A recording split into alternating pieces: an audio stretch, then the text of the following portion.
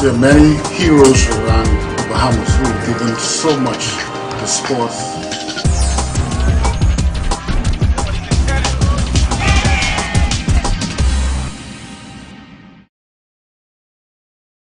I'm basically a Bahamian, born over the hill, lived in and around that area for my early life, and I subsequently went to Eleuthera as a head teacher when I was 19.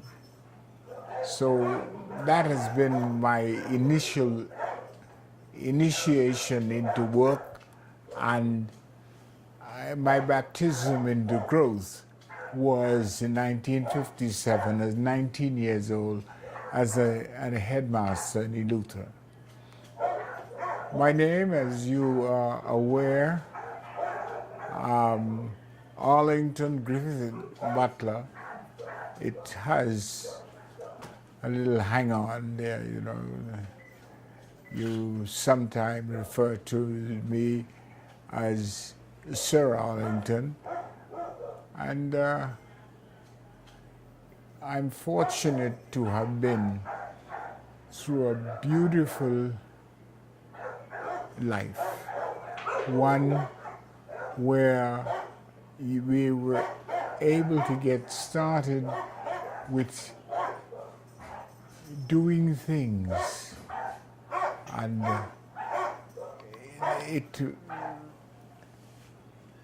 we were able to get started, and we had no hurdles to clear. We were fortunate. I received one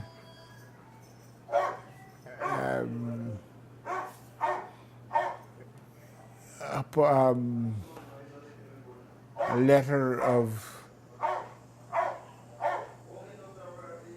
recommendation, and that was signed by Mr. Timmy T. Gibson when I left school on December 6, 1954.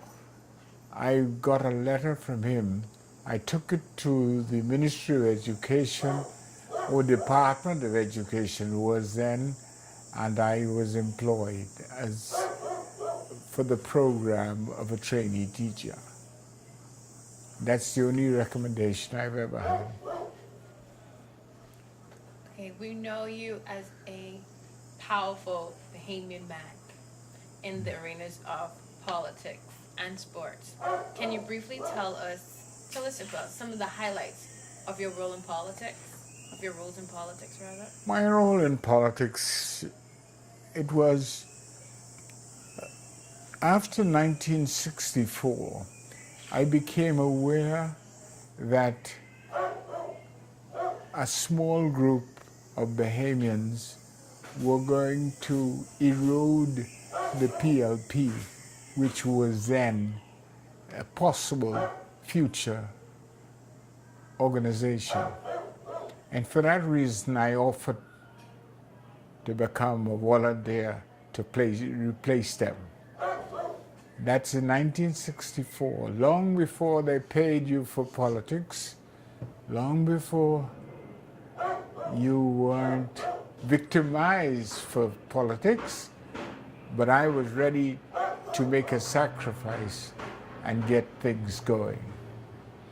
And so in 1965, I volunteered for a candidacy, and eventually in 1966, I was given a candidacy, and I ran in the early part of 1967 as a young man, not yet 30. I was 28 years old when I volunteered into the army of politics. And I've had a successful run. There were times I was shot at, shot down, but never shot. I'm particularly happy with my role that it has been. I've had involvement with people of all spectrum of our society, and I've enjoyed having had the opportunity to share experiences with people of now of all ages. Okay, talk about politics. Can you tell us some more? Some of the persons that you met. I noticed that you had a plaque from the Queen Elizabeth II, Oh and you also yes. have a picture with Bill Clinton. Are there some other figures that you Oh were yes, proud to meet? Mandela. I regard Mr. Mandela as being in the presence of greatness when I was with him.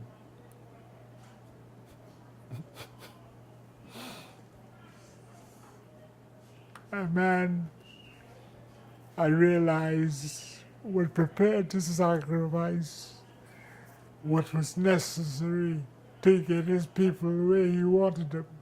And I thought that was an important part of our existence, being willing to sacrifice, not to gain, to sacrifice. And if you are successful, you will maybe gain. I met along the way many leaders, almost the whole of the presidents of South America, of the different countries in South America, Mexico, and I met the prime ministers of England, several of them, and Australia, New Zealand, the Governor General, I remember particularly because he was an archbishop who became Governor General of New Zealand. Now, I've had the good fortune of meeting a variety of people, all of whom made it possible to give my life some direction. Because when I saw where they were going, I followed them in many cases. Okay, please tell us your development rather, how you were involved in the development of sports in the country. Oh, well, in 1964, before that, in 1961, I ran into a chairman of education who said I had applied for a scholarship to go to England to study. Well, I was rejected. And the letter, I don't have it today. I know it's in my mother's house because of your attitude. And so I then made another application for the other available scholarship was in physical education. And at that time, I did not know I was going to be accepted by one of the world's leading institutions of physical education. And I was, and there I studied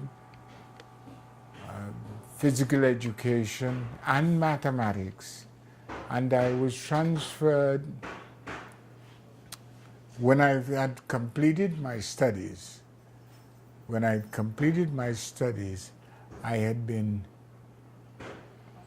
made an assistant master at the government high school, a very important and prestigious appointment. I became, because I had been accepted at that level, I became the president of the 3As. The B3As, that is the Athletics Association, I become president of, and there I remained from 1964 until 1968, and then became a vice president of the Olympic Committee and resigned from my involvement at the 3As. And I stayed in my Olympic Committee from 1968 until 2008 as a member of the executive. I am still a member of the present executive of the Olympic Association. Next year will make me 50 years of being involved.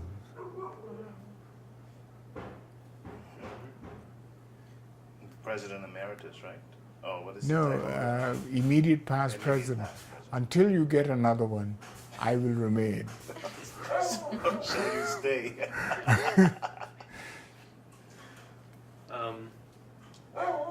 Can you talk a little bit about the struggles of forming the Olympic Committee, the Olympic Association? The Olympic Committee locally was not a struggle. It was a pleasure. It was a pleasure to be able to get those people who were interested in getting sports ahead to get it ahead. And the 3As was a highly active organization, and many of our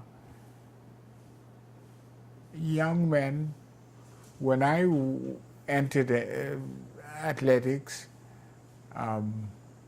the president of my club was Lyndon Vinling. He was the president of the Southerners.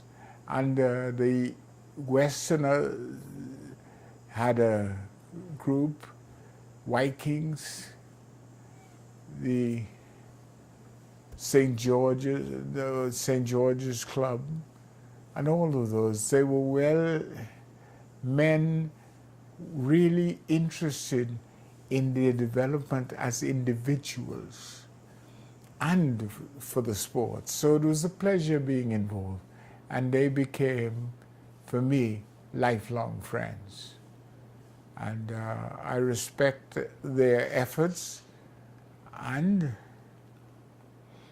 their sacrifices because, you know, actually it wasn't easy insofar as traveling and being involved. As an organization, I personally spent my own money and got myself to various meetings. I then realized that it was important to make myself present at the meetings with some degree of respectability. And my wife traveled with me, and my children traveled with me, all at my expense. And I learned that that was the way to build the organization. Not only did I have the good fortune of building the local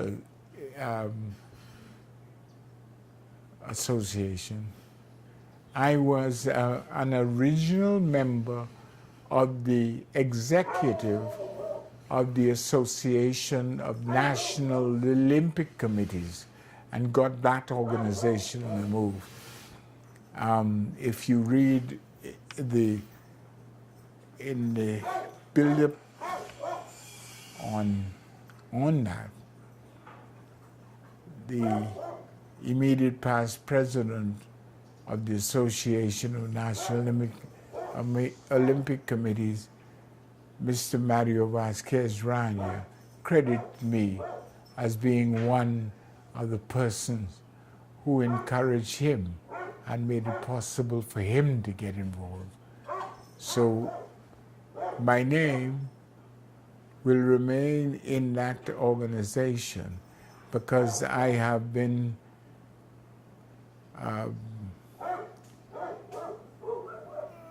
regarded as one of the former leaders of that organization. And it's enshrined in the records of Association of National Olympic Committee, because when you go down and look for the names of the people who were in that original group, you'd see the names of lots of people who are today regarded as world leaders in the movement. And my name is there and enshrined as a member of the executive and receiving the laureate of being one of the few who have been awarded with by I would like to say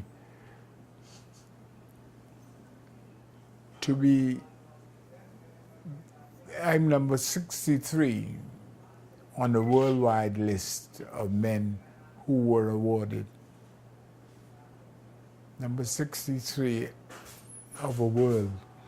The first one was the late Mr. Samarash, and he was president of the IOC.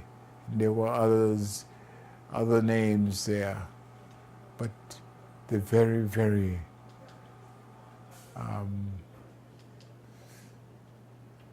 it's an exclusive group to belong to. And I was involved in there. I was on the Olympic Solidarity Committee. I was involved with trying to get sports elevated for the benefit of particularly our people at these various organizations. And it can all be traced in the history of the organization. If you look at the names who are involved, I'm among the few. Very good. When you think about Bahamians who have made great strides in the past in the world of sports, do you feel as if they've been rewarded well, they've been sufficiently rewarded, or given their due? To some extent, we have been cheated in our rewards and success. But one of the most selfish Bahamians who was an athlete was Dervin Knowles. So Dervin Knowles was a completely involved. He goes his early days and his world championship in Cuba and in 47 and that sort of thing. They're well documented, but I don't think people understand what it took to be on top of the world at that time. We were very limited in funds and in the attitude of the people of the Caribbean that, sports don't count. Get your education first, and then maybe in the sports. But sports has gone a long way, and it's made a lot of the recent superstars rich.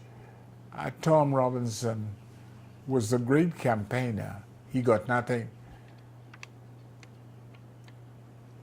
We got a stadium named after him and people recognize what he did. But really, when it came to financial and other rewards, there were nothing. There were nothing for him.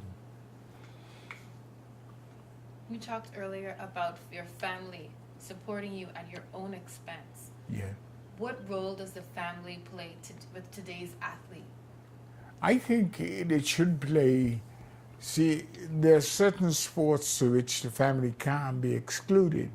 You take the sport of swimming and gymnastics and tennis. It requires family important. Track and field, you might get a pair of sprints and get thrown in the group, and you may turn out to be a bolt. But it is other sports that require family involvement and sacrifices. And I don't think we are yet aware of the level of sacrifice that people have make in order to get things done. But I think that we will soon recognize, maybe when I'm gone, but anyway, it'll be recognized that work done by the pioneers of various sports were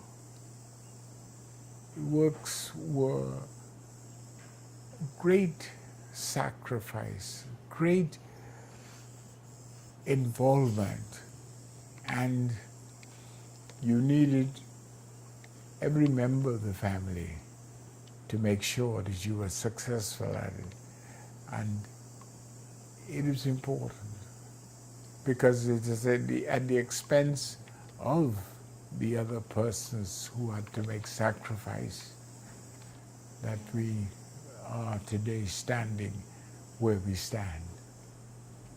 So Arlington, if I may ask, if you could mention some of the pioneers, like for example, talk a little about Leviticus Adderley and other people in maybe some of the lesser known sports, because you have that knowledge, but it's nobody really knows. If you could make mention of some of the pioneers, you mentioned Sir Dewar, if you could make mention of Oh yes, there are lots of pioneers. Today you got men that Bahamians don't recognize other than he ran. Skeeter Dames. Skeeter Dames was a great individual who went out and encouraged youngsters and came by. They didn't have proper gear, but he made it possible, and people like that, this wouldn't be recognized, really known. When you think of, there was Charlie Major, who made great sacrifices, and he was outstanding, and he was able to even bring the great Joe Louis to the Bahamas and encourage, because at that time Joe Louis was the top of the world. And then we've got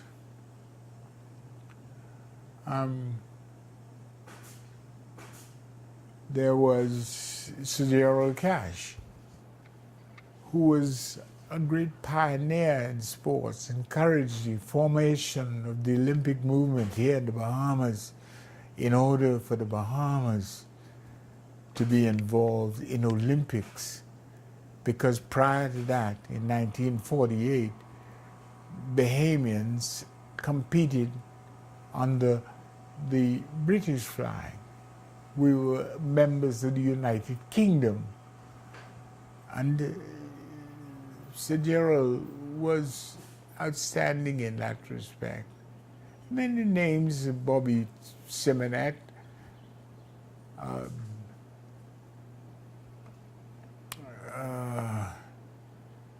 I can think of, and There was A.F. Adley, the father of Paul Adley, and Paul was also a contributor towards the sport and getting the organization together. Many of them, many Bahamians did not understand my purpose. I believe that because I had the good fortune of having been thrown into an outstanding sports training arena at the University of Loughborough, who will stand today as one of the most outstanding institutions in the world. I am happy. That's why I stayed, because I knew I had been fortunate to have an opportunity to gain information which was available. We weren't fortunate to have many people abroad.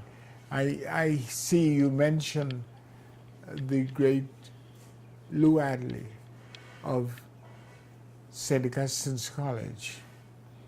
I think he graduated in 1950 from St. Augustine's, and he went to St. John's University, and even he played tennis and other things, but he was allowed to get involved with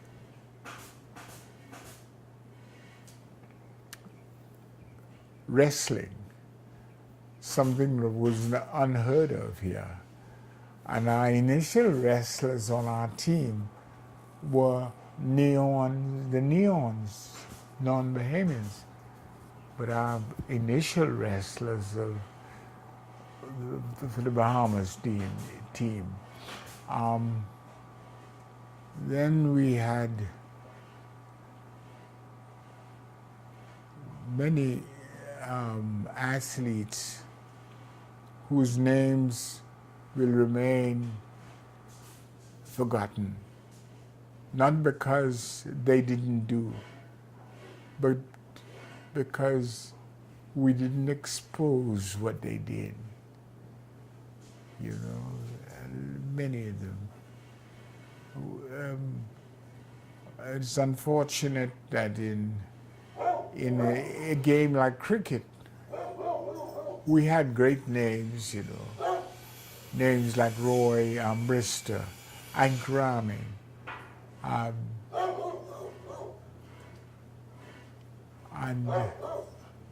eventually Tan Bain.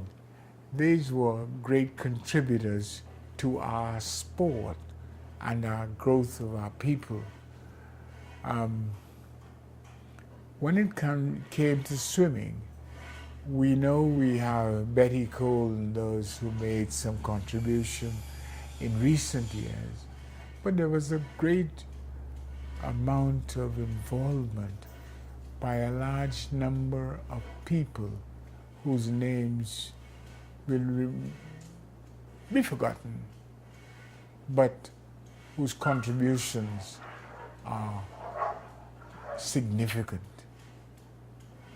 And we had boxing, and we had some big names, and we even went so far as to get a world title by Ferguson Obed, something that is a contribution to sports that isn't really recognized.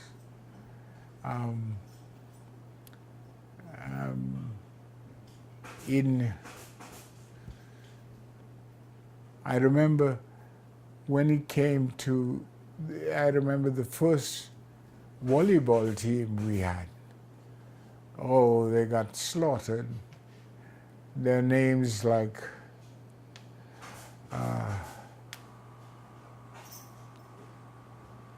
Lou Adley, Skinny Archer,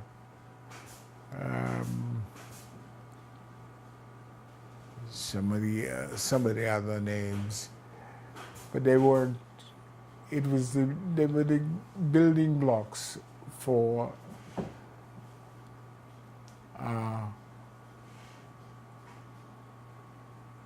volleyball. Now we are beginning to feel that we are able to get some strength, and we are beginning to think we're getting wings, but we came a long way, and lots of names that are involved. Basketball had its innumerable struggles, and we had the good fortune of having the first non-American #1 draftee, and we should be proud of that, because that is quite an achievement. That was Sweet Bells Thompson, and we can think of that. We had Fox, who was outstanding, and a couple of young fellas almost made it, but they got involved against tremendous odds, and they did well. And we hope that the relay team, for example, the 4x1 that in 2000 won the gold medal, will remain a standard for our people for the future, because that was quite an achievement. That was quite an achievement, to watch those girls go around that track and to get the recognition for the team. I had the good fortune of being the president of the Olympic Committee, and people were clamoring towards me as though I had done something, simply because I had the best team in the world. And that's an amazing achievement, to have the best team in the world and expected to win against the United States. A tremendous achievement. But we're fortunate to have shared with the world that particular team. We've subsequently had a 4x4 men's team that became the best in the world. And that again is quite an achievement. That's quite an achievement. But we're fortunate to have very good and talented athletes. We are part of that number of people who made the Northwest Passage, which was an incredible survival. And those who survived produced a quality of youngsters that have made our people remarkable. I think the unfortunate point that we have that's crept into our sport has been greed. There are those who believe that by taking shortcuts to make money is sufficient. It isn't. Unless you are prepared to work hard and honestly, you have betrayed your predecessors who've done so much for the sport. Sir Arlington, you mentioned cricket earlier, the sport of cricket earlier, and it said that cricket is our national sport. Yes, it is. Should we change that? Because no one is Oh, yes, people play cricket, and people are aware of cricket. I am prepared to say, in my case of my late wife, I was able to convince her that cricket was a worthwhile sport. It requires tremendous understanding of the sport. If you don't understand it, you dismiss it. But you know, you've got to, just hitting a ball back and forth, working on the wickets, playing in different positions, and the way they feel today, it's a sport that requires a tremendous amount of skill.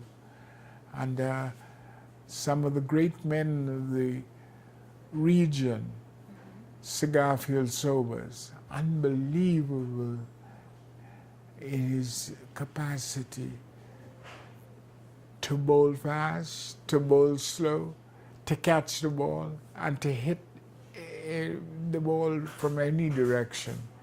Those are things that must be remembered. And I think we should cherish the fact that we had the good fortune of knowing him and seeing them accept the sport for what it is. But we got so enamored with the fast sports, the American football, the basketball, we ignore the grace and the skills of cricket. Cricket is a completely skillful game. It's a game that you must think and produce. Should we have where cricket is played in every school? We should. We should. Unfortunately, we can't sell that concept to the microwave generation. They want things done so quickly. But really, it should. Sir Arlington, speaking on that, could you talk a bit about the value of sport to the complete human being? Like, right now, we have all of these troubles of discipline and things within our society. And I know you, as an advocate of sport, will have some thoughts on the value of sport to the human.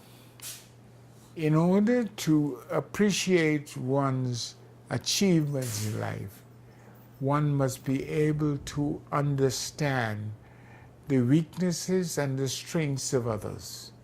And sport teaches us that, this person may not have all those skills, but then they have some other skills. And you can understand teamwork, which is important in life. You must be so committed to teamwork that you are happy to be a part of the results of a well-planned event. And sports isn't just coaching on the side and telling you go in there and you do that. It must be you go in there and you figure out how you do that. It's amazing. I'm particularly pleased that I have been able over these years to be able to be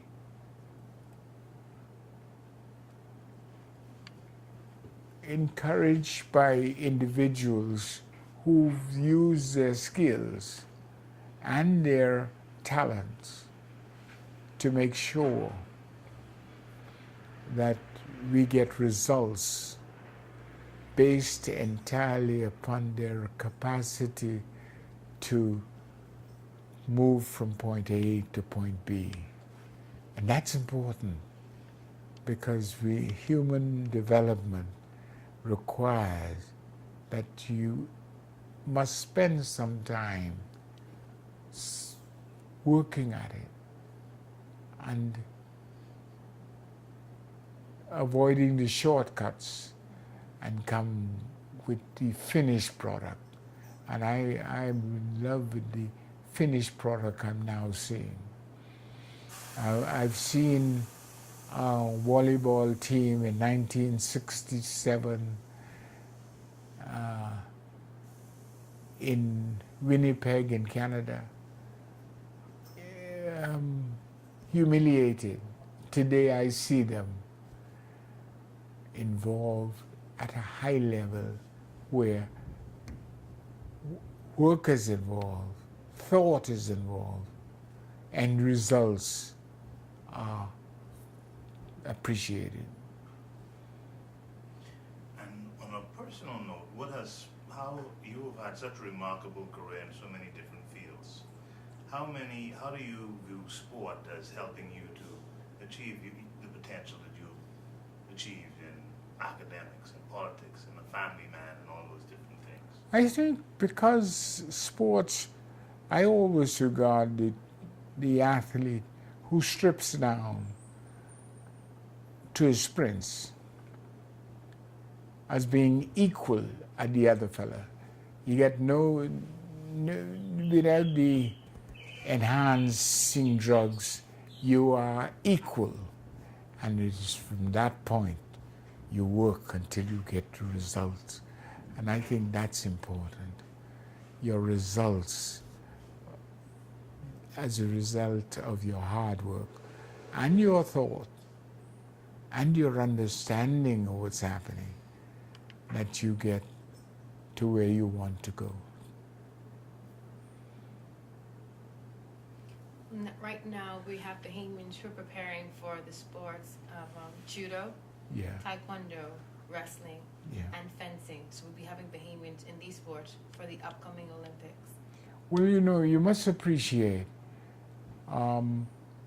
with 350,000 people, usually you get maybe one Olympian out of that. We're getting 60 and 70 Olympians. It's a remarkable achievement. I can only say we can continue to dream, but we must realize that we have limitations. And those limitations are brought upon us because of our size of population and the number of people available to produce at a competitive level. Any other questions before we close? Well, Sir Arlington, is there anything that you would like to say? Do we think we're making history here with this, so we want to make sure you get to say? Well, I'm particularly happy at this stage in my life to be able to say that we have a great collection of athletes, people who are prepared to make sacrifices. I'm not so prepared by people who just want to make trips. I find that offensive. I want people to make opportunities and